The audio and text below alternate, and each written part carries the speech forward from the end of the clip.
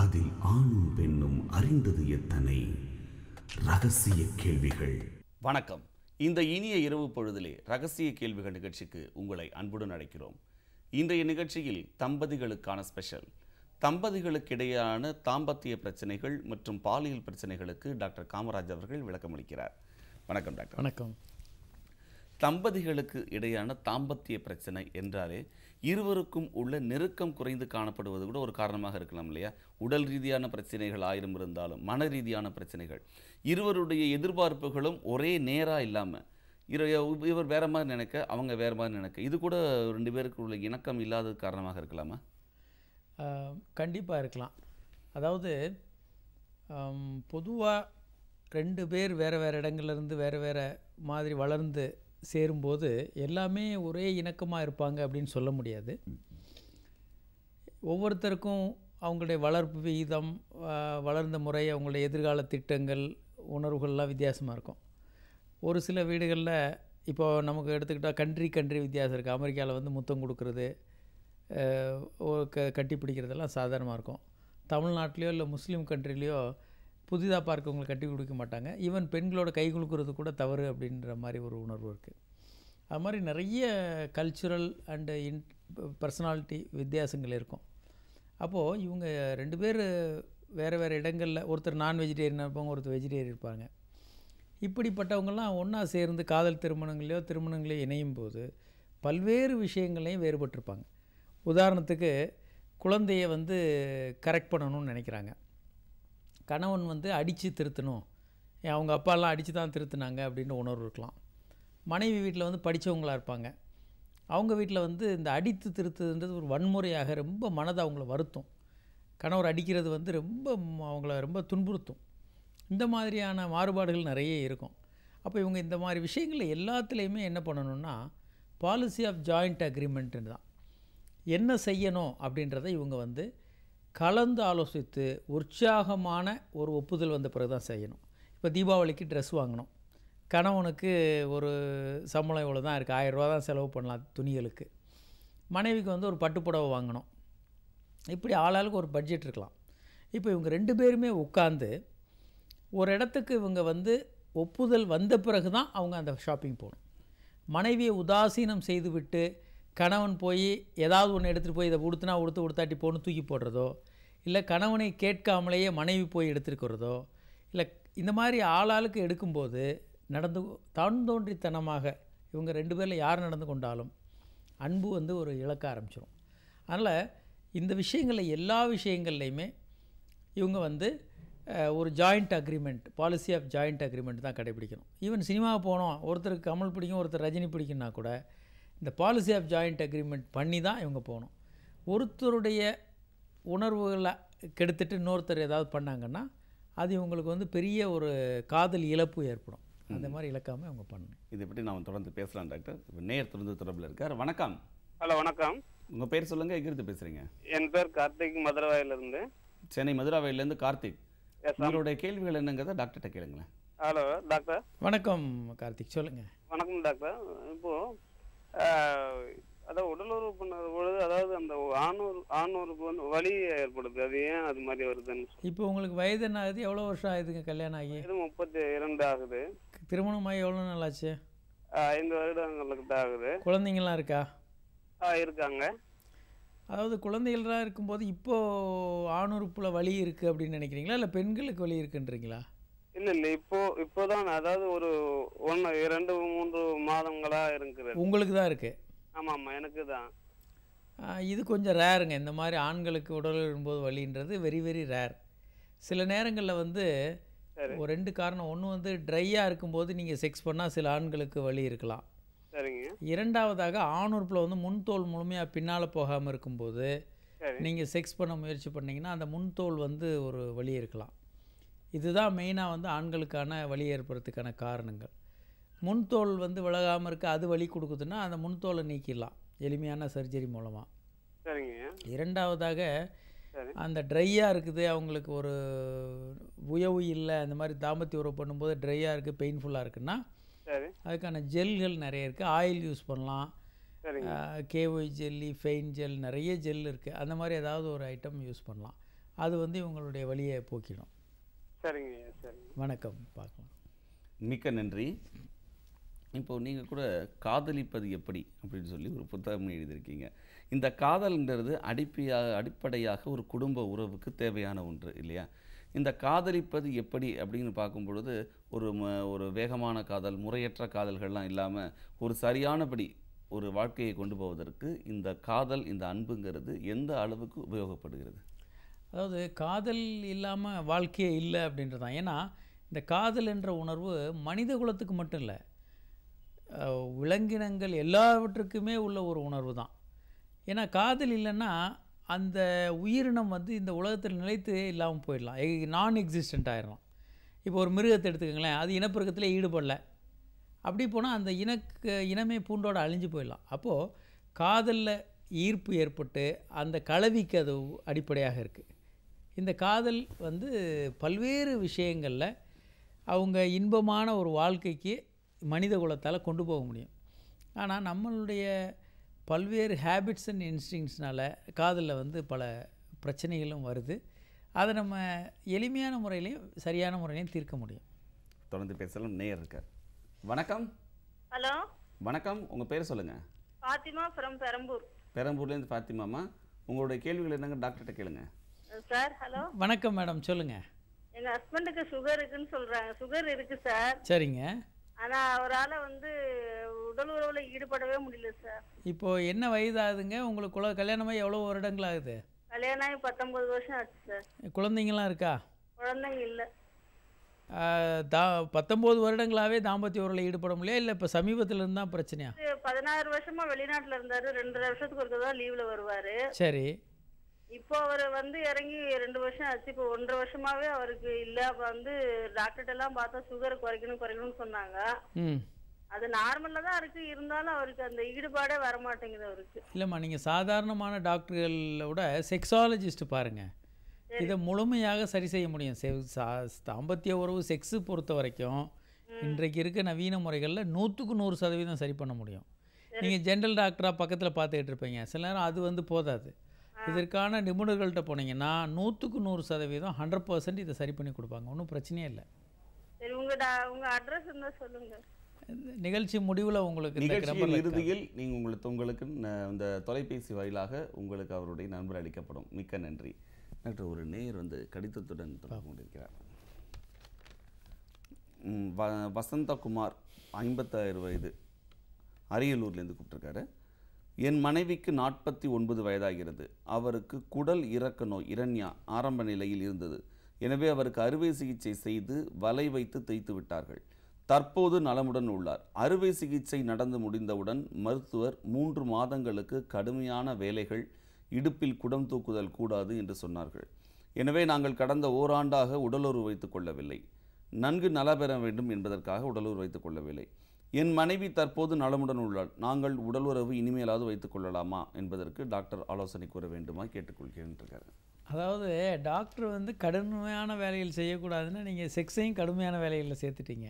Sex ஒரு கடுமையான வேலை அல்ல. 3 மாதங்கள் நீங்கள் மேலே படுத்து செக்ஸ் பண்ணுறதா இருந்தால் வயிறு கொஞ்சம் அழுத்தப்படும். இந்த வயிறு அழுத்தும் போது குடல்கள் வந்து சைடில் இறங்கி ஹெர்னியா வருது. அப்போ நீங்கள் என்ன பண்ணலான்னா, 3 மாதம் தாண்டிச்சுனாலே இந்த பிரச்சனை இல்லை. ஏன்னா நீங்கள் மேலே இருந்தும் செக்ஸ் பண்ணலாம், எப்படி வேணாலும் செக்ஸ் பண்ணலாம். இப்போ நீங்கள் கண்டிப்பாக செக்ஸ் பண்ணுங்கள், இல்லைன்னா உங்களுக்கு செக்ஸில் பிரச்சனை வர வாய்ப்பு இருக்குது. அதனால் தாம்பத்திய உறவில் நீங்கள் எளிமையாக ஈடுபடலாம், ஒரு பிரச்சனையும் இல்லை. நன்றி டாக்டர். இப்போ நம்ம இது போன்ற பல்வேறு கருத்துக்கள் தொலைபேசி வாயிலாகவும் இருக்குது, கடிதங்கள் வாயிலாகவும் இருக்குது. நாம் தொடர்ந்து பேசலாம். அதுக்கு நடுவில் ஒரு சிறிய இடைவேளை எடுத்துக்கலாம். ஒரு சிறிய இடைவேளைக்கு பிறகு நிகழ்ச்சி மீண்டும் கேள்விகள் மீண்டும் தொடர்கிறது. இப்போ நேர் ஒரு தொடர்பில் இருக்கிறார். வணக்கம். ஹலோ, வணக்கம். உங்கள் பேர் சொல்லுங்கம்மா, எங்கேருந்து பேசுகிறீங்க? கோவையிலேருந்து உமா பேசுகிறேங்க. கோவையிலேருந்து உமா, உங்களுடைய கேள்விகள் என்னங்கிற டாக்டர்கிட்ட கேளுங்கம்மா. வணக்கம் மேடம், சொல்லுங்கள். Hello doctor. வணக்கங்க. மேரேஜ் ஆகி 7 வருஷம் ஆகுதுங்க. சரிங்க. இது 2 பேருக்குமே வந்து பிரச்சனை இல்லை அப்படின்னு சொல்லிட்டாங்க. சரிங்க. ரெகுலர் பீரியட் எனக்கு. சரிங்க. அவருக்கு வந்து 60 மில்லியன் 50% மோட்டிலிட்டி இருக்குங்க. சரிங்க. ஆனால் இன்னும் ஐயுஐ வந்து 5 டைம்ஸ் பண்ணியிருக்கிறோம். சரிங்க. இன்னும் வந்து இது ஆகலை, கன்சீவ் ஆகலை. சரிங்க. அதான் அதுக்கு என்ன பண்ணலாம்? அதாவதுங்க, திருமணமாகி 1 வருடம் ஆகியும் நீங்கள் குழந்தை பேர் இல்லைன்னாலே உங்களுக்கு சில பிரச்சனைகள் இருக்குன்னு தான் எடுத்துக்கணும், இல்லைன்னு எடுத்துக்கூடாது. சரிங்க சார். எல்லாமே நார்மலாக இருந்த போதிலும், ஏன்னா நாங்கள் ஒரு ரூல் சொல்லுவோம், treat the patient not the பேப்பர்னு சொல்லுவோம். அதாவது பேஷண்ட்டை தான் சிகிச்சை கொடுக்கணும், பேப்பருக்கு சிகிச்சை கொடுக்காதீங்கன்னுவோம். பேப்பரில் வந்து உங்களுக்கு எல்லாம் நார்மலாக இருந்தால் கூட கையில் குழந்தை இல்லையே, குழந்தை இல்லைன்றது தான் அப்நார்மலு. அதாங்க சார், அதாங்க. அதனால் உங்களுக்கு வந்து ஒன்று வந்து மருந்து மாத்திரைகள் முதல்ல கொடுத்து பார்ப்பாங்க, கருமுட்டைகளை உற்பத்தி பண்ணுறது விந்தணுக்களுக்காக அப்படிலாம். நார்மல் வருதுங்க சார். அதுக்கு அடுத்ததாக அறுவை சிகிச்சை போவாங்க, லேப்ரோஸ்கோப்பி அந்த மாதிரி. பண்ணிட்டேங்க, லேப்ரோஸ்கோபி பண்ணி. மூன்றாவதாக ஐயுஐ பண்ணுவாங்க, இப்போ பண்ணிக்கிட்டு இருக்காங்க. IUI 5 times. அது இன்னும் ஒரு 4-5 முறை வேண்டாம் பண்ணி பார்க்கலாம். அதில் சக்ஸஸ் ஆகலைன்னா அடுத்ததாக ஐவிஎஃப் இக்ஸி மாதிரி நீங்கள் அடுத்த ஸ்டெப்புக்கு போகணும். தொடர்ந்து வந்து தாம்பத்திய உறவில் நீங்கள் ஈடுபட்டுக்கிட்டே இருங்க, நிறுத்த வேண்டாம். கண்டிப்பாக உங்களுக்கு ஒரு குழந்தை பேர் கிடைக்கும், ஒன்றும் கவலையே பட வேண்டாம். நீங்கள் சரிங்க சரிங்க. வெயிட் ஜாஸ்தியாக இருக்குங்க சார் கொஞ்சம். வெயிட்டெல்லாம் நல்லா ரெடியூஸ் பண்ணி உடல் பிரச்சனையாக இருக்குங்களா சார்? ஆமாங்க, பெண்களை பொறுத்த வரைக்கும் வெயிட் ரொம்ப முக்கியமான ஒரு விஷயந்தான். ரொம்ப ஜாஸ்தி இல்லைங்க சார், ஒரு 5 kg அந்த மாதிரி ஜாஸ்தி. அது ரொம்ப பெரிய அளவுக்கு பாதிக்காதுங்க, ஒரி பண்ண வேண்டாம். தைராய்டு போன்ற பிரச்சனை இருக்கான்னு பார்த்துருங்க. மற்றபடி நீங்கள் உடல் பயிற்சி இதெல்லாம் பாருங்கள். இந்தியாவில் முக்கியமான காரணம் பாலிசிஸ்டிக் ஓவரிஸ்ன்றது, அது எதுவும் இருந்தால் அதையும் சரி பண்ண வேணும். அதெல்லாம் இல்லைங்க சார். சரிங்க, உங்களுக்கு வந்து ஐவிஐ இன்னும் 4-5 முறை பண்ணுறதுனா பண்ணலாம். அடுத்து வந்து ஐவிஎஃப் போய் நீங்கள் ட்ரை பண்ணலாங்க. சரிங்க, வணக்கம். மிக்க நன்றிங்க. இந்த இவர்கள் நீங்கள் சொன்னீங்க இல்லையா, தினமும் நீங்கள் உறவு வைத்துக் கொள்ள வேண்டும் என்று. எல்லாருக்கும் அதில் பெரிய ஒரு கேள்வி, ஒரு இது என்ன அப்படின்னா, தினமும் உறவு வைத்துக் கொள்வதால் நம்ம சோர்வடைந்து விடுவோமோ அப்படின்ற ஒரு கொஸ்டின் நீங்கள் எத்தனை தடவை பதில் சொன்னாலும் அவர்களுக்கு அந்த கேள்விகள் இருக்குது. நீங்கள் சொன்ன மாதிரி வாரமாக சிஸ்டமேட்டிக்காக பண்ண வேண்டிய அவசியம் கிடையாது. வாரத்தில் ஒரு நாள் வெள்ளிக்கிழமை, சனிக்கிழமை, ஞாயிற்றுக்கிழமைன்னு இந்த விரதம் இருப்பது போல் இல்லாமல் எப்பப்போ ஃப்ரீயாக இருக்காங்களோ அப்போல்லாம் உறவு வைத்துக்கலாம் இல்லையா? கண்டிப்பாக. இல்லை ஒரு நாளைக்கு இத்தனை தடவை தான் வைத்துக்கணுன்ற கணக்கு எதுவும் இருக்குங்களா? எந்த கணக்கும் இல்லைங்க, யூஸ்வலாக கணக்கே இல்லை. இப்போ கல்யாணம் ஆன புதுசில் வந்து 4 முறை 6 முறை வரைக்கும் கூட செக்ஸ் பண்ணுவாங்க. அப்புறம் அது கொஞ்சம் கொஞ்சமாக கிராஜுவலாக குறைஞ்சிக்கிட்டே இருக்கும். அந்த ஆர்வமும் குறையும், பல்வேறு வேறு வேலைகள் இருக்கிறதுனால அவங்க அதில் ஆர்வம் காட்டுவாங்க. அப்படி குறைஞ்சிக்கிட்டே வரும். ஒரு 5 வருடம் 10 வருடத்தில் வந்து வாரத்தில் 3 முறை அந்த மாதிரி வந்து இருக்கும். ஆனால் நீங்கள் அதை மாதிரி குறைக்க வேண்டிய அவசியம் இல்லை. நீங்கள் வந்து ஒரு ஆர்வம் எடுத்துக்கொண்டு நீங்கள் தாம்பத்திய உறவில் ஈடுபட்டீங்க, நேரம் ஒதுக்குறீங்கன்னா, நீங்கள் ஒரு டெய்லியும் செக்ஸ் பண்ணுறது ஒன்றும் ஒரு பெரிய விஷயம் இல்லை. அல்லது குழந்தை வேணுன்றவங்களாம் ஆல்டர்னேட் டேஸாவது குறைந்தபட்சம் செக்ஸ் பண்ணுறது தான் மிக மிக நல்லது. நேயர் தொடர்ந்து தொடர்பில் உள்ளார். வணக்கம். வணக்கம் சார். உங்கள் பேர் சொல்லுங்கள், எங்கேருந்து பேசுகிறீங்க? ரமேஷ்குமார், திருவாரூர் சார். திருவாரூர்லேருந்து ரமேஷ்குமார் பேசுகிறீங்க. டாக்டர்கிட்ட உங்கள் கேள்விகள் என்னன்றதை கேளுங்க. Okay sir. வணக்கம், சொல்லுங்கள். வணக்கம் சார். எனக்கு என்னோட ஃபினிக்ஸ் வந்து சின்னதாக சுருங்க மாதிரி இருக்கு. சரிங்க. அது வந்து இந்த ஃப்ரண்ட்ல இந்த கூழ் மாதிரி ஒன்று இருக்குல்ல, அது வந்து தோல் விலகிட்டா ரொம்ப பெருசான மாதிரி இருக்கு. சரிங்க. ரெண்டாவது என்னன்னு பார்த்தீங்கன்னா ஒரு 3 இன்ச்சு 3.5 இன்ச்சு தான் இருக்குன்னு நினைக்கிறேன் அது. சரிங்க. அதனால எதுவும் பாதிப்புகள் இருக்குமா? ஆனால் அன்மேரிடு. எந்த பாதிப்புகளும் இருக்காதுங்க, நீங்கள் சொல்கிற எல்லா விஷயங்களும் நார்மல் தான். அது இல்லாமல் நம்ம ஃபினிக்ஸ் டென்ஷன் ஆனால் ஸ்ட்ரைட்டாக இல்லை, கீழே பார்த்து வளைஞ்ச மாதிரி இருக்கு. ஆணுறுப்பு வந்து வளைந்திருப்பது, ஒரு சிறிதாக வளைந்திருப்பதுன்றது ரொம்ப ரொம்ப நார்மல். அதை பற்றி நீங்கள் கவலையே விட வேண்டாம். நேரடியாக 90 டிகிரிஸில் இருக்கணும்னு அவசியமே இல்லை, அப்படிலாம் இருக்காது. ஏதாவது ஒரு பக்கம் ஸ்லைட்டாக வளைந்திருக்கலாம், அது அப்சல்யூட்லி நார்மல், நீங்கள் கவலையப்பட வேண்டாம். அந்த தோல் வந்து மூடிதாக்க கரெக்டாக என்னமோ நல்லா இருக்கிற மாதிரி சாதாரணமாக ஏதோ சில நேரத்தில் வெளில வந்துட்டா அந்த ஃப்ரண்ட்ல உள்ள இது பெருசாக ரொம்ப பெருசாகவும் இதாக ஒரு இதுவும் ஒரு ஃபீலிங்ஸாக இருக்குது. அதை பற்றி ஒரி பண்ண வேண்டாங்க, அது நார்மல் தான். Don't worry. தேங்க்யூ. மிக்க நன்றி. அதாவது நீங்கள் சொன்னது போல் கணவன் மனைவி இருவரும் திருமணம் ஆகும்போது திருமணத்துக்கு முன்பு காதலித்தது போன்று வாழ்வின் கடைசி வரை இருக்கணும் அப்படின்னா அவர்கள் எந்தெந்த மாதிரி முறைகளை அவர்கள் கடைப்பிடிக்கலாம்னு நினைக்கிறீங்க? அதாவது இவங்க வந்து முதல்ல வந்து இவங்க பண்ண வேண்டியது, நம்ம சொல்கிறோம், காதலில் டெபாசிட் பண்ணுறது, அன்பை செலுத்துறது. ஏன்னா திருமணமாகிற மந்திரங்கள் எடுத்துக்கோங்க. நீங்கள் தந்து நானே இந்த சினிமா படங்களெல்லாம் பார்த்துருப்பீங்க. இந்த திருமண மந்திரங்கள்லேருந்து, அதே மாதிரி வேதங்களை எடுத்துக்கிட்டாலும், இன்றைக்கு சொல்லப்படக்கூடிய இந்த ஈவன் ஐயர்கள்லாம் இல்லாத திருமணங்களை வைப்பாங்க, அந்த திருமண உறுதிமொழிகளை எடுத்துக்கொண்டாலும், சுயமரியாதை திருமணங்களை எடுத்துக்கொண்டாலும், எந்த திருமணங்களை நீங்கள் எடுத்துக்கொண்டாலும் கூட நீங்கள் திருமணத்தப்போ ஒரு உறுதிமொழி எடுக்கிறாங்க. ஆனால் என்ன ஆகுதுன்னா இது ஒரு ஒப்புக்காக செய்கிறாங்க. உண்மையிலேயே அது என்ன செய்கிறோன்னே தெரியாமல் அது ஒரு சடங்காக நம்ம செய்கிறோம். அந்த சடங்காக இல்லாமல் மனப்பூர்வமாக இவங்க ஒரு சில விஷயங்களை எடுக்கணும். அதற்கு முன்பாக இப்போ கிறித்துவ மதங்களில் வந்து சில விஷயங்கள் இருக்குது. அவங்களுக்கு வந்து ப்ரீமெரிட்டல் கவுன்சிலிங்னு ஒன்று கொடுக்குறாங்க. அது வந்து ஒரு மத ரீதியாக கொடுக்கப்படுகிறது. ஆனால் விஞ்ஞான ரீதியாக இவங்களுக்கு ஒரு ப்ரீமெரிட்டல் கவுன்சிலிங் கொடுத்தோன்னா அற்புதமான காதலுடைய வாழ்க்கையை இவங்க மேற்கொள்ள முடியும். அதை நம்ம தொடர்ந்து பேசலாம். அதுக்கு முன்பாக நேயர் தொடர்பில் இருக்கார். வணக்கம். Hello sir. வணக்கம். உங்கள் பேர் சொல்லுங்கள், எங்கேருந்து பேசுகிறீங்க? சசிகுமார் சார், உளுந்தூர்பேட்டையிலேருந்து. உளுந்தூர்பேட்டையிலேருந்து சசிகுமார், உங்களுடைய கேள்விகள் என்னங்கிறத டாக்டர்கிட்ட கேளுங்க. வணக்கம் சசிகுமார், சொல்லுங்கள். சார், எனக்கு இரவில் வந்து விந்து வெளியேறிடுது சார். சரிங்க. அப்புறம் யார்கிட்டையாவது ஒரு லேடிஸ்கிட்ட பேசும்போது அந்த விந்து லைட்டாக வீட்டில். ஓகே.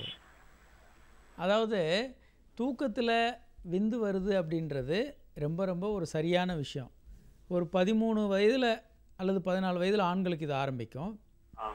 கிட்டத்தட்ட வாழ்நாள் ஃபுல்லாக இருக்கும். நீங்கள் ஆக்டிவாக செக்ஸ் பண்ணுறீங்க இல்லை சுய இன்பம் பண்ணும்போது இது குறைவாக இருக்கும் அல்லது இல்லாமல் இருக்கலாம். புரியல சார். சாதாரணமாக நீங்கள் ஒரு சுய இன்பம் பண்ணாமல் இருக்கிறீங்க இல்லை சாம்பத்திய உறவில் ஈடுபடாமல் இருந்தீங்கன்னா தூக்கத்தில் விந்து வரும். நீண்ட நாள் அப்படி இடாமல் இருந்தால் அது ரொம்ப ஆரோக்கியமான ஒரு விஷயம். நீங்கள் நல்லா இருக்கிறீங்கன்றதுக்கு ஒரு சான்று. அது தூக்கத்தில் கனவுல விந்து வரும். அப்படிங்களா சார்? இதில் ஒன்றும் பயப்படுறதுக்கு ஒன்றுமே இல்லை. அது இயற்கை. அது இல்லாட்டி தான் நீங்கள் டாக்டர்கிட்ட போய் பார்க்கணும். அடுத்ததாக ஒரு பெண்ணோட நீங்கள் பைக்கில் போகிறீங்க இல்லை பேசுகிறீங்க, டெலிஃபோனில் கொஞ்சம் செக்ஸியாக பேசுகிறீங்க அப்படின்னாலே ஆணுடைய முனையில் 2-3 துளிகள் வந்து பிசின் மாதிரி வரும். இது வந்து வேறு இயற்கையான ஒரு விஷயம். ஏன் அப்படின்னா நீங்கள் எக்ஸைட் ஆகும்போது ப்ராஸ்டேட்ன்ற ஒரு கிளாண்டு வந்து திரவத்தை சுரக்க ஆரம்பிச்சிடும். இது லைட்டாக பிசின் மாதிரி இருக்கும். இந்த லிக்விட் வந்து முதல்ல வரும் ப்ரீ எஜாக்குலேஷன் ஃப்ளூயிட்னு சொல்லுவாங்க. இந்த ஃப்ளூயிட் வந்து குவைட் நார்மல். இது வந்து நிறைய பேர் பயந்துருவாங்க இதுதான் விந்துன்னு. இது விந்தல்ல. இது வந்து 1 or 2 drops கலர்லெஸ் ஃப்ளூயிட் வரும். இதில் அணுக்கள் எதுவும் இருக்காது. இது ரொம்ப நார்மல். நிறைய பேர் இதில் பயந்து வந்து ட்ரீட்மெண்ட்டுக்கு வருவாங்க, ஏதாவது எனக்கு ஆபத்துன்னு. அதை பற்றி பயப்படவே வேண்டாம். இது அப்சல்யூட்லி நார்மல். சார், எனக்கு கொஞ்சம் விரைப்புத்தன்மை கொஞ்சம் கம்மியாக இருக்குது. அது பல காரணங்களால் இந்த மாதிரி விரைப்புத்தன்மை கம்மியாக இருக்கலாம். நீங்கள் வந்து மருத்துவர் அணுகுனீங்கன்னா இது வந்து நரம்பு பிரச்சனையா இல்லை இரத்த குழாய்களில் பிரச்சனையா, மனப்பிரச்சனையா, ஹார்மோன்கள் குறைபாடா இல்லை யூராலஜிக்கல் ப்ராப்ளமான சில டெஸ்ட்டுகளில் கண்டுபிடிச்சி இதை முழுமையாக உங்களுக்கு சரி பண்ணி கொடுத்துருவாங்க. நீங்கள் சந்தோஷமாக திருமணமும் பண்ணிக்கலாம். ஒன்றும் கவலையே பட வேண்டியதில்லை. ஓகே சார், வணக்கம். மிக்க நன்றி. அதாவது இன்றைய நிலையில், இன்றைய நவீன உலகில் இவ்வளோ ஒரு வேகமான உலகம், கணவனும் மனைவியும் நேருக்கு நேர சந்தித்து பேசுவதற்கு கூட நேரம் இல்லாத இந்த உலகத்தில் விவாகரத்து அப்படிங்கிறதை குறைவதற்கு நீங்கள் சொல்கிற அந்த காதல் வங்கி எந்த அளவுக்கு உபயோகப்படுது? அதாவது முன்பெல்லாம் நாங்கள் வந்து திருமணத்திற்கு அப்புறம் அவங்க சண்டை போட்டுக்கிட்டு பிரியும் போது பழைய முறைகள் கவுன்சிலிங் பண்ணுவோம். இந்த முறைகள் என்னென்னா கான்ஃப்ளிக்ட் ரெசல்யூஷன் சொல்லுவாங்க. அந்த சண்டை ஏன் போடுறாங்கன்னு பஞ்சாயத்து பண்ணுறது. நீங்கள் செஞ்சது சரியா, அவங்க செஞ்சது சரியா, ஏன் இதை பேசுனீங்க, இப்படி பேசாதீங்க, அப்படி பண்ணுங்க. அடுத்து வந்து கம்யூனிகேஷன். தவறாக ஒருத்தரை குற்றஞ்சாட்டிக்கிறது, இந்த விஷயங்களை பற்றி பேசுகிறது, அவங்க நல்லா பேசுகிறதுக்கான சொல்லித்தர்றது அப்படின்னு நாங்கள் வச்சுருந்தோம். ஆனால் இந்த முறையில் சக்ஸஸ் ரேட் வந்து 16% தான். இது ஒரு தோல்வியான ஒரு முறை. ஆனால் நவீன முறைகளில் இதை வந்து முழுமையாக சரி செய்ய முடியும். இதற்கான ஏன்னா அவங்களுக்கு என்ன காரணத்தினால அவங்க திருமணம் செய்துக்கிட்டாங்க அப்படின்ற அந்த கேர், ஒருத்தர் மேலே ஒருத்தர் அன்பு செலுத்துவதை அது சொல்லித்தரோம், எப்படி அதை பண்ணணும் அப்படின்னு சொல்லி. இரண்டாவதாக நாம் ஒருத்தர் ஊண்டாயிட்டோம், நம்ம நண்பரோடு யாரோ நம்மளுக்கு வந்து காயப்படுத்திட்டாங்கன்னா நம்ம திரும்ப வீறு கொண்டு எழுந்து நம்மளுடைய எல்லா ஆயுதங்களையும் எடுப்போம். அந்த ஆம்னிஷன், அந்த கேட்டை திறந்து எல்லா ஆயுதங்களையும் எடுத்து பலமான ஆயுதம் எதுன்னு தேர்ந்தெடுத்து அவங்கள தாக்குவோம். அது வார்த்தைகளாக இருக்கலாம், இல்லை உண்மையிலேயே ஆயுதத்தை எடுத்து அடிக்கலாம். அந்த மாதிரி அதுக்கு பதில் அப்படி தான். ஏன்னா என்னை அவங்க என்னுடைய இன்பத்துக்கு கெடுத்தாங்க, என்னை துன்பம் விளைவிச்சாங்க, இல்லை என்னை அவமதித்தாங்க, இப்படி ஏதாவது ஒரு காரணம் நம்ம மனசுக்குள்ளே ஒரு கோபம் வந்ததுன்னா அந்த நம்ம விஸ்வரூபம் எடுத்து அதை காட்டுவோம். இது வந்து இருக்கிற கொஞ்சம் நெஞ்ச காதலையும் போயிடும். இதுதான் சரியான பாடம் இருக்கிற முறைன்னு நாம் நினச்சிக்கிட்டு இருக்கோம். ஆனால் காதல் வந்து கோபம் வரும்போது காதல் காணாமல் போயிடும். அதனால் முதல்ல வந்து நீங்கள் காதலை பாதுகாக்கிறதுக்கு நாங்கள் சொல்லித்தருவோம். கோபத்தை கட்டுப்படுத்தணும். அதுக்கு முறைகள் இருக்குது. பொதுவாக கட்டுப்படுத்துங்கள் சொல்கிறதில்ல, காதலை எப்படி இது பண்ணுறதுன்னு நம்ம சொல்லி கொடுக்குறோம். அதனால் ஆம்னிஷன் இதெல்லாம் நிறுத்திடுறோம். ப்ரொடெக்ட் பண்ணுறது, உங்கள் கோபத்திலிருந்து உங்களுடைய தாக்குதலிருந்து அவங்களை எப்படி தடுக்கிறதுன்ற முறையை சொல்லித்தரோம். ஓகே, நன்றி டாக்டர். இப்போ நம்ம இது போன்ற பல்வேறு கருத்துக்கள் தொலைபேசி வாயிலாகவும் இருக்குது, கடிதங்கள் வாயிலாகவும் இருக்குது. நாம் தொடர்ந்து பேசலாம். அதுக்கு நடுவில் ஒரு சிறிய இடைவேளை எடுத்துக்கலாம். ஒரு சிறிய இடைவேளைக்கு பிறகு நிகழ்ச்சி மீண்டும் ரகசிய கேள்விகள் மீண்டும் தொடர்கிறது. இப்போ நேர் ஒரு தொடர்பில் இருக்கிறார். வணக்கம். வணக்கம் சார். உங்கள் பேர் சொல்லுங்கள், எங்கேருந்து பேசுகிறீங்க? சார் கும்மிடிப்பூண்டிலேருந்து பேசுகிறேன் சார். எங்கேருந்துங்க? கும்மிடிப்பூண்டி சார். கும்மிடிப்பூண்டிலேருந்து பேசுகிறீங்க. உங்கள் பேர்? என் பேர் தனஞ்சயன் ஐயா. உங்களுடைய கேள்விகள் என்ன அப்படிங்கிறத டாக்டர்கிட்ட கொஞ்சம் சத்தமாகவும் கொஞ்சம் புரிகிற மாதிரியும் கேளுங்க. சரிங்க. வணக்கம், சொல்லுங்க. வணக்கம் ஐயா. உங்கள் ப்ரோக்ராம் ரெகுலராக பார்ப்பேன் ஐயா நான். சொல்லுங்க ஐயா. ஒன்றும் இல்லை ஐயா, சொல்லுங்க. நான் ஆகி 2 வருடம் ஆகிறது. சரிங்க. அப்போ ஆரம்ப நேரத்தில் என்ன மனைவி ரொம்ப கொஞ்சம் அந்த அளவு இதுவாக இருப்பாங்க. கொஞ்சம் அந்த உணர்வு அதிகமாக இருக்கான். இப்போ அந்த உணர்வு வந்து அந்த அளவு அவங்களுக்கு கிடையாது. இப்போ எனக்கு வந்து அது மேல ரொம்ப பற்றுவோட இருப்பேன் ஐயா நான் எப்பவுமே. சரிங்க. ஆரம்ப கட்டத்துல இருந்து அதுல எனக்கு கொஞ்சம் வேற பழக்கம், எனக்கு கெட்ட பழக்கம் எதுவும் கிடையாது ஐயா. சரிங்க. எனக்கு இது தவிர்த்து வேற தெரியாது. அது அவங்க என்ன பண்றாங்க, எப்போ டெய்லியா இது இப்படி தொந்தரவு பண்றீங்கன்றாங்க. அது வந்தாலும் இன்னைக்கு வேணாம், அப்புறம் இப்போ வந்தா அப்புறம் நாளைக்கு அப்படின்னு சொல்லிக்கிட்டே இருக்காங்க ஐயா. ஒரு உணவு பற்று இல்லாம இருக்காங்க. அதாவதுங்க, இது வந்து அவங்க காரணம் அல்ல. இது வந்து ஒரு சிக்கலான ஒரு நிலைமை. என்னென்னா, முதல்ல வந்து நீங்கள் 2 பேரும் செய்கிறது ஒரு 50-50% பார்ட்னர்ஷிப். இந்த தாம்பத்திய உறவில் வந்து 2 பேருக்குமே முழுமையான ஒரு என்ஜாய்மெண்ட்டும் அன்பும் செக்ஸில் திருப்தியும் கிடைக்கணும். ஆனால் இயற்கையே ஆண்களுக்கு கொஞ்சம் சாதகமாக இருக்குது. ஆண்கள் வந்து ஒரு 2 நிமிஷத்துலேயே உச்சகட்டம் அடைஞ்சிருவாங்க. பெண்களுக்கு ஒரு 2 நிமிஷத்தில் அப்போ தான் கொஞ்சம் உணர்வே வரும், தாம்பத்திய உறவு வேணும்னு. அதுக்குள்ளே நீங்கள் முடித்து உச்சகட்டம் முடிஞ்சு நீங்கள் நல்லா தூக்கத்துக்கு போயிடுவீங்க. பெண்களுக்கு தூங்குறதுக்கு 2-3 மணி நேரம் ஆகும். அவங்களுக்கு உச்சகட்டமே வராது. இது ஒரு நாள் 2 நாள்லாம் பெரிய பிரச்சனையாக வராது. இது நாளாக, வாரமாக, மாதமாக, வருடமாக வரும்போது ஒரு கட்டத்தில் பெண்கள் வந்து விரக்தி ஆகி போய், இது பேசாமல் தூங்கணுன்னா காலையில் எழுந்திரிச்சு வேலையை பார்க்கலாம், ஒரு துன்பம் இல்லாமல் இருக்கும். நீங்கள் ஒரு ஆரம்பிச்சிட்டு, அதாவது நல்ல சாப்பாட்டு தட்டை காட்டிட்டு ஒரு வாய் வச்ச உடனே நீங்கள் தட்டெடுத்த மாதிரி ஒரு வெறியை கொண்டு வந்துடும். அதனால் இவங்க என்ன பண்ணுவாங்க, இது மொத்தமே இந்த விளையாட்டுக்கே நான் வரலைன்னு சொல்லி ஒதுங்க ஆரம்பிக்கிறது தான் அது. அவங்களுக்கு விருப்பம் இல்லாமல் இல்லை, நல்ல விருப்பம் இருக்கிறது. இது உங்கள் குற்றமும் சொல்ல முடியாது, ஏன்னா உங்களுக்கும் வேறு தெரியாது. முதல்ல வந்து நீங்கள் கற்றுக்கொள்ள வேண்டும். ஆரோக்கியமாக நல்ல 2 பேரும் உச்சகட்டம் அடைவது போல் ஒரு செக்ஸ் எப்படி நல்லா பண்ணுறதுன்றதை நீங்கள் 2 பேரும் அறிந்து கொள்ள வேண்டும். அப்புறம் அவங்க உச்சகட்டம் வர்ற அளவுக்கு நீங்கள் தூண்டினீங்கன்னா அவங்களும் இதில் ஆர்வமாக இறங்குவாங்க. ஒவ்வொரு முறையும் நீங்கள் வரும்போது அவங்களும் உச்சகட்டம் வருவாங்க. உதாரணம் சொல்கிறேனே, நீங்களும் இன்னொருத்தரும் 50-50 பார்ட்னர்ஷிப்பு. வர லாபத்தெல்லாம் நீங்களே எடுத்துக்கிறீங்க. அடுத்த முறை அவரை கூப்பிட்றீங்க, வாப்பா அந்த பிஸ்னஸுக்கு நம்ம இந்த ஊருக்கு போயிட்டு வரலான்னு. கண்டிப்பாக அவர் வந்து இல்லை எனக்கு முக்கியமான ஒரு வேலை இருக்குது, நீ போயிட்டு வான்னு தான் சொல்லுவார். ஏன்னா அவருக்கு லாபம் கிடைக்க போகிறதில்ல உங்கள் கூட வந்து அலைஞ்சு. அதனால் கழட்டி விட்ருவாங்க. இல்லை எனக்கு வேறு வேலை இருக்குது, எனக்கு அது இருக்குது, இது இருக்குதுன்னு காரணம் சொல்லிகிட்டு இருப்பாங்க. ஒரு 50-50 பார்ட்னர்ஷிப் பிஸ்னஸ் எதுனாலும் 2 பேருக்குமே லாபம் கிடைக்கணும், 2 பேருமே அதில் திருப்தி அடையணும். அந்த மாதிரி நீங்கள் வந்து கற்றுக்கொள்ளுங்கள். தாம்பத்திய உறவு உங்கள் மனைவியை எப்படி திருப்திப்படுத்துன்றதை கற்றுக்கொள்ளுங்கள். பல புத்தகங்கள் இருக்குது, மருத்துவர்கள் இருக்காங்க. நீங்கள் அவங்கள அணுகி கற்றுக்கொண்டு இதை செயல்படுத்தினீங்கன்னா அற்புதமான ஒரு வாழ்க்கையை நீங்கள் வாழ முடியும். ஐயா. சொல்லுங்கள். ஒன்றும் இல்லை ஐயா, அவங்களுக்கு வந்து இதெல்லாம் இருக்கு ஐயா. ஆனால் அவங்களுக்கு அந்த நாட்டம் வந்து அதில் வரமாட்டுது ஐயா. நம்ம ஃபஸ்ட்டு இது விளையாம்பேர் மூலியமே தெரியுது, அவங்களுக்கு அந்த விருப்பன்றதே கம்மியாக இருக்கு ஐயா. உங்கள் மனைவி உச்சகட்டம் அடையும் வரை ஒரு முறையாவது நீங்கள் தூண்டியிருக்கீங்களா?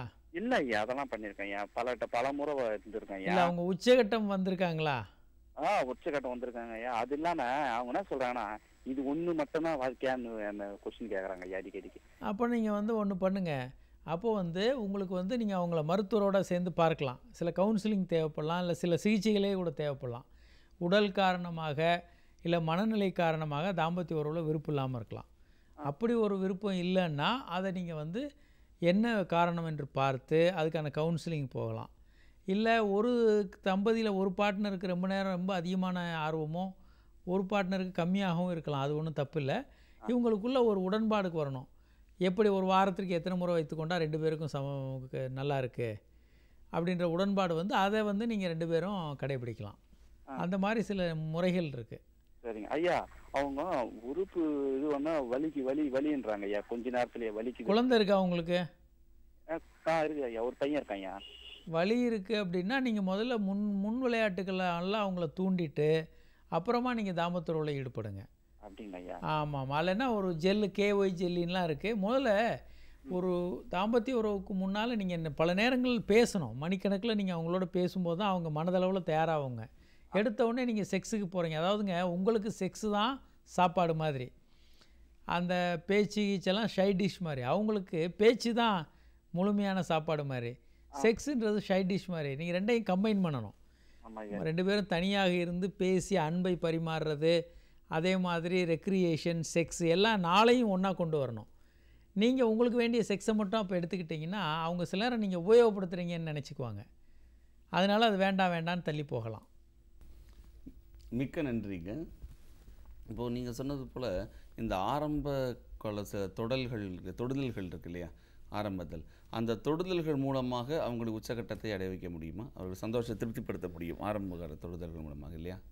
ஆரம்ப கால தொடுதல்ல அதாவது நீங்கள் செக்ஸே பண்ணாமல் ஒரு பெண்ணை உச்சகட்டத்துக்கு கொண்டு போகலாம். அது ஒன்றும் ஈஸி, அது ஒன்றும் பிரச்சனையே இல்லை. அதுதான் ஈஸியான முறை நீங்கள் செக்ஸ் பண்ணுறத விட. நாங்கள் பல ஆண்கள் வந்து கேள்வி வைப்பாங்க, எனக்கு வந்து ஆணுறுப்பு சின்னதாக இருக்குது, என் மனைவி திருப்தி பண்ண முடியலன்னு. நாங்கள் சொல்லுவோம் ஆணுறுப்பே தேவையில்லை, மனைவி திருப்தி பண்ணணும், நாக்கே போதும்னு சொல்லுவோம். ஏன்னா ஒரு பெண்ணும் செக்ஸ் லெஸ்பியன்ஸ் செக்ஸ் பண்ணும்போது அவங்களுக்கு ஏதோ ஆணுறுப்பு, ஆனால் அவங்க தான் பெட்டராக என்ஜாய் பண்ணுவாங்க ஓரல் செக்ஸ் மூலமாக. ஆமாம், டங் மூலமாக கிளைட்டோரஸை தூண்டுறது தான் ஒரு பெண்ணை எளிமையாக உச்சகட்டத்துக்கு கொண்டு போகிறதுக்கான எளிமையான வழி. அது வந்து நீங்கள் இன்ட்ரெஸ்டிங்காக பண்ணலாம். ஆனால் பெரும்பாலான ஆண்கள் வந்து அதில் இன்ட்ரெஸ்டே காட்டுறதில்ல. அவங்க வந்து அவங்களுடைய இன்பம், அவங்களுடைய உச்சகட்டத்தை மட்டும் அனுபவிச்சுட்டு நிறுத்திடுறாங்க. அதனால தான் பல நேரங்களில் பிரச்சனையே வருது. கண்டிப்பாக. மிக்க நன்றி டாக்டர். இன்றைய நிகழ்ச்சியில் தம்பதிகளுக்கான தாம்பத்திய பிரச்சனைகள் என்னென்ன, அதற்கான ஆலோசனைகளை தந்தீர்கள். மிக்க நன்றி. நாளை பிரசவம் மற்றும் குழந்தையின்மைகளுக்கான பிரச்சனைகளுக்கு தீர்வு சொல்ல காத்திருக்கிறோம். மிக்க நன்றி. வணக்கம். மீண்டும் நாளை இரவு ரகசிய கேள்விகள் நிகழ்ச்சியில் சந்திப்போம். வணக்கம். நேயர்கள் கவனத்திற்கு, பாலியல் சிறப்பு மருத்துவர் டி. காமராஜ் அவர்களிடம் கணவன் மனைவி தாம்பத்திய உறவுகளில் ஏற்படும் பிரச்சனைகளுக்கு ஆலோசனை பெற கடிதங்கள் எழுதி அனுப்ப வேண்டிய முகவரி: ரகசிய கேள்விகள், வசந்த் தொலைக்காட்சி, தபால் பெட்டி எண் 2131, சென்னை 6015.